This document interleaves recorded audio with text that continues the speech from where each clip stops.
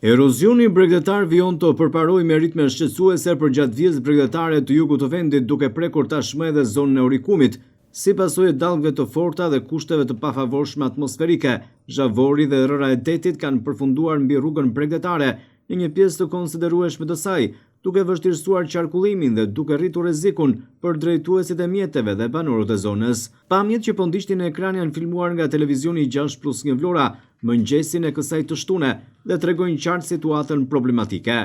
Segmenti rrugës pranë vijës së Bregut është mbuluar nga masa zhavori, ndërsa deti ka avancuar dukshëm drejt tokës, duke gëlltitur hapësira që deri pak kohë më parë shërbenin si zonë tampon mes Bregut dhe infrastrukturës rrugore. Fenomeni i erozionit është përkeqësuar vitet e fundit, veçanërisht gjatë stinës së dimrit, kur dallgët e forta dhe mungesa e barierave mbrojtëse e bëjnë bregdetin edhe më të ekspozuar. Situata aktuale është e pazakontë, por këtë herë dëmet janë më të dukshme, ndërsa erozioni jo vetëm që rrezikon infrastrukturën rrugore, por prek edhe aktivitetin ekonomik të zonës. Subjektet private përgjatë bregdetit raportojnë dëme të përsëritura, ndërsa plazhet po ngushtohen ndjeshëm nga viti në vit. Për specialistët e mjedisit, ky është një problem i njohur dhe i paralajmëruar prej kohësh, i shkaktuar nga një kombinim faktorësh natyror dhe njerëzor.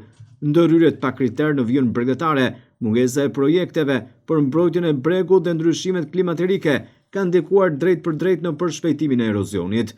Nevojiten masa urgjente si ndërtimi strukturave mbrojtëse, rihabilitimi zonave të dëmtuara dhe monitorimi i vazhdueshëm i vijës bregdetare për të shmangur pasojat edhe më të rënda në të ardhmen. Në këto kushte kërkohet ndërhyrje e menjëhershme, jo vetëm për pastrimin e rrugës nga zhavori i detit, por edhe për të dhënë një zgjidhje që të parandalojë përsëritjen e këtij fenomeni.